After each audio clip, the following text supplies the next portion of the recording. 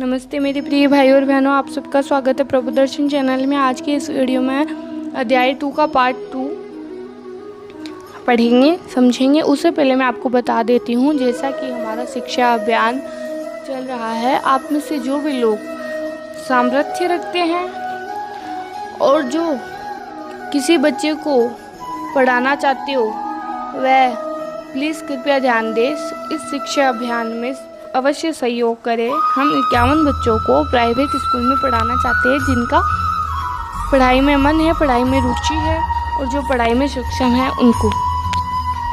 आपको पता है आज के ज़माने में कंपटीशन का ज़माना है, पढ़ाई कितनी इम्पोर्टेंट है और उनके उज्जवल भविष्य के लिए अगर आप 51,000 रुपये दे सकते तो प्लीज़ दीजिए। प्राइवेट स्कूल में बच्चे पढ़ेंगे, अपने धन को धर्म से जोड़िए। आपको पता है किसी को शिक्षा देना कितना बड़ा धर्म है, उसकी पूरी लाइफ सॉर्ट आउट हो जाती है। 1 साल की फीस 51,000 रुपये है। अकाउंट नंबर आपको स्क्रीन पे दिखाई दे रहे होंगे। प्लीज़ आप ज़्यादा से ज़्यादा लोगों को इससे जोड़िए, क्योंकि जो भी अगर आप सक्षम नहीं है तो कोई बात नहीं, लेकिन कोई सक्षम है और आप उस तक ये वीडियो पहुँचा रहे हैं और उसके मन में ये हुआ कि नहीं मेरे को इस बच्चे को पढ़ाना है, तो उस बच्चे की लाइफ सुधरेगी, आपको भी पुण्य प्राप्त होगा कि आपने उस व्यक्ति को सही राह दिखाई और उसने अपना पैसा सही जगह लगाया है। तो प्लीज़ आप इस वीडियो को ज़्यादा से ज़्यादा लाइक करें, शेयर करें, कमेंट करें, सब्सक्राइब करें और अगर आप सक्षम हैं तो प्लीज़ आप शिक्षा अभियान में ज़रूर सहयोग करें। धन्यवाद। तो चलिए हम अध्याय करते हैं। नवम अध्याय 2 श्लोक नवम पार्ट 2। एव मुक्त्वा हर्षिकेशं गूढ़ाकेशः परं तपः न योतस्य इति गोविंद मुक्त्वा तूषणं बभूव है। संजय बोले, हे राजन, निंद्रा को जीतने वाले अर्जुन अंतर्यामी श्री कृष्ण महाराज के प्रति इस प्रकार कहकर फिर श्री गोविंद भगवान से युद्ध नहीं करूँगा यह स्पष्ट कहकर चुप हो गए।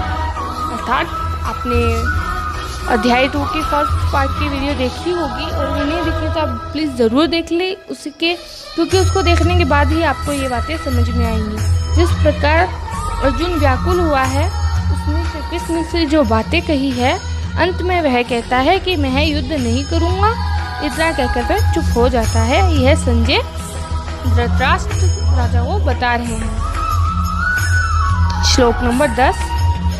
तमुवाच हर्षिकेश प्रहसन न्युभारत सैन्यो रुभ्योर मध्ये विषीदन्तः मिदम वचः। हे भरतवंशी धृतराष्ट्र, अंतर्यामी श्री कृष्ण महाराज दोनों सेनाओं के बीच में शोक करते हुए उस अर्जुन को हंसते हुए इसे यह वचन बोले,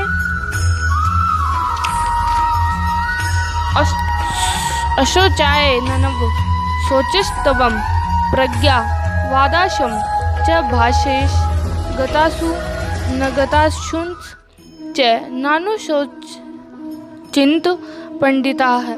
श्री भगवान बोले, हे अर्जुन, तू न शोक करने योग्य मनुष्यों के लिए शोक करता है और पंडितों के से वचनों को कहता है, परंतु जिनके प्राण चले गए हैं उनके लिए और जिनके प्राण नहीं गए हैं उनके लिए भी पंडित जन शोक नहीं करते। अर्थात श्री कृष्ण कह रहे कि हे अर्जुन, तू न शोक करने योग्य मनुष्यों के लिए शोक करता है। अर्थात दुर्योधन शोक करने योग्य नहीं था, क्योंकि उसने अर्जुन की पत्नी द्रौपदी के साथ कितना घटिया काम किया। उसको केश पकड़कर सभा में लेके आया, उसके वस्त्र को चीर हरण किया, तो वह शोक करने योग्य व्यक्ति कहाँ से है? लेकिन फिर भी अर्जुन शोक करता है उनके लिए और पंडितों के से वचनों को कहता है। और पंडित के समान, पंडित इट्स मीन ज्ञानी व्यक्ति के समान तू वचन कहता है, बातें करता है, परंतु जिनके प्राण चले गए हैं उनके लिए और जिनके प्राण नहीं गए हैं उनके लिए भी पंडित जन शोक नहीं करते। कि तुम बातें तो पंडितों जैसे कर रहे हो, किंतु मैं तुम्हें ये बता दूं कि पंडित लोग जिनके प्राण चले गए हैं और जिनके प्राण नहीं गए हैं जाने वाले, उनके लिए भी पंडित जन कभी शोक नहीं करते, क्योंकि वह जानते हैं जो आया है वो जाएगा। न न त्वे वाहम जातुम नासम न त्वं नेमे जनाधिपा न चैव न भविष्यामः सर्वे व्यमतः परमः। न तो ऐसा ही है कि मैं किसी काल में नहीं था, तू नहीं था, अथवा ये राजलोक नहीं थे, और न ऐसा ही है कि इससे आगे हम सब नहीं रहेंगे, अर्थात कि इससे पहले भी हम सब लोग थे और इसके बाद भी हम सब लोग रहेंगे। क्योंकि इंसान मरता है, फिर जन्म लेता है, फिर मरता है, फिर जन्म लेता है, अर्थात वह भूलोक पे आता रहता है। इसमें कोई शोक करने की बात नहीं है। देहिनो अस्मिन् यथा देहे कौमारहं यौवनं जरा तथा देहांतर प्राप्तिर धीरस्तत्र न मुहाति। अर्थात जैसे जीवात्मा की इस देह में बालकपन, जवानी और वृद्धावस्था होती है, वैसे ही अन्य शरीर की प्राप्ति होती है। उस विषय में धीर पुरुष मोहित नहीं होता।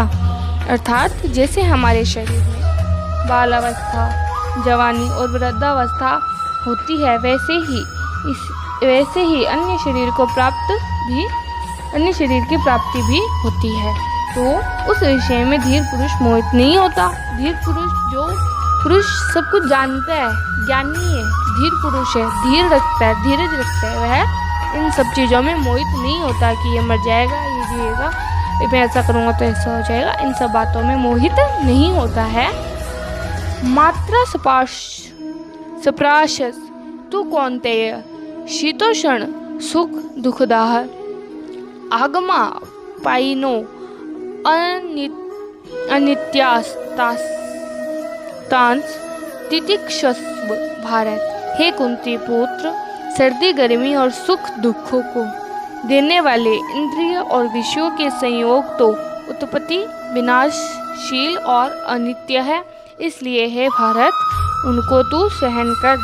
अर्थात कि जैसे कि सर्दी गर्मी, सुख दुख आते जाते रहते हैं और इंद्रियां इन्हें देती रहती है, और विषयों के संयोग तो उत्पत्ति विनाशशील और अनित्य है, और इन्हीं विषयों के संयोग से उत्पत्ति विनाशशील और अनित्य है। मतलब आज सुख आया है तो ऑब्वियसली कल दुख आएगा ही आएगा, आज दुख है तो ऑब्वियसली कल सुख आएगा ही आएगा।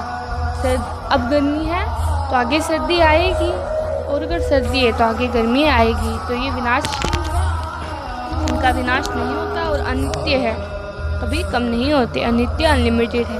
इसलिए है भारत, तू उनको तू सहन कर, इस दुख को भी तू सहन कर कि जन्मे तो ऑब्वियसली मरेंगे ही, इसमें कोई इशू की बात नहीं, इसमें कोई दुख करने की बात नहीं कि जो आज जन्मा है वह कल मरेगा ही, और यह अवश्य ही होगा।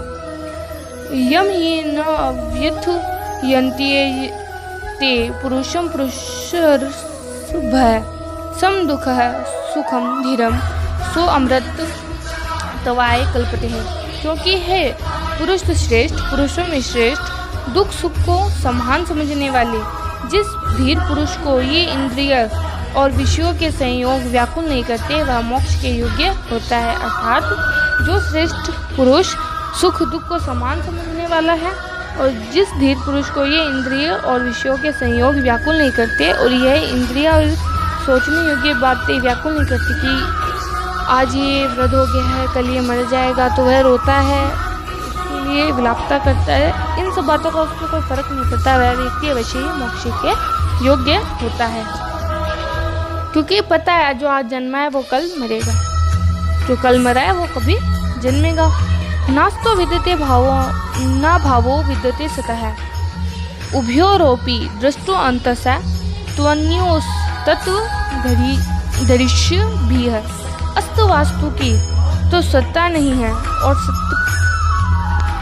सत्य का अस्त वास्तु की तो सत्ता नहीं है, और सत्य का अभाव नहीं है। इस प्रकार इन दोनों का ही तत्व ज्ञानी पुरुषों द्वारा देखा गया है कि असत वस्तु की तो सत्ता नहीं, जो असत्य बोलता है उसकी कोई सत्ता नहीं है, और जो सत्य का अभाव नहीं है, और सत्य का अभाव नहीं है, और जहाँ सत्य का अभाव नहीं है, जो सच बोलता है वहाँ उसका अभाव नहीं है। अर्थात असत वस्तुओं को तो सत्ता नहीं है। जो असत्य बोलते हैं उसके पास कोई सत्ता नहीं है, उसके पास कोई भी धन प्रॉपर्टी नहीं है। और जो सत्य का अभाव नहीं है, जिसके पास सत्य ही सत्य है, सत्य की कोई कमी नहीं है, उसके पास सत्ता की भी कोई कमी नहीं है। इस प्रकार इन दोनों ही तत्वज्ञानी पुरुषों द्वारा देखा गया है। मतलब इन दोनों ही तत्वों का वो तत्वज्ञानी, जिसको तत्व का ज्ञान है, उस पुरुषों द्वारा देखा गया है। आज के इस वीडियो में बस इतना ही। कल मैं आपके लिए अध्याय 2 के पार्ट 3 वीडियो लेके आऊँगी। प्लीज़ आप उसे भी ज़रूर देखें और जितना हो सके आप प्लीज़ शिक्षा अभियान में ज़रूर सहयोग करें। धन्यवाद। प्लीज़ आप कमेंट बॉक्स में ज़रूर लिखिए कि आपको ये वीडियो कैसी लगी और ज़्यादा से ज़्यादा आप इसको लाइक करें, शेयर करें, कमेंट करें, सब्सक्राइब करें। जो व्यक्ति गीता को, श्रीमद् भगवत गीता को सुनने में रुचि रखता है, उस व्यक्ति तक ये वीडियो ज़रूर अवश्य पहुँचाएं। धन्यवाद। जय श्री श्याम।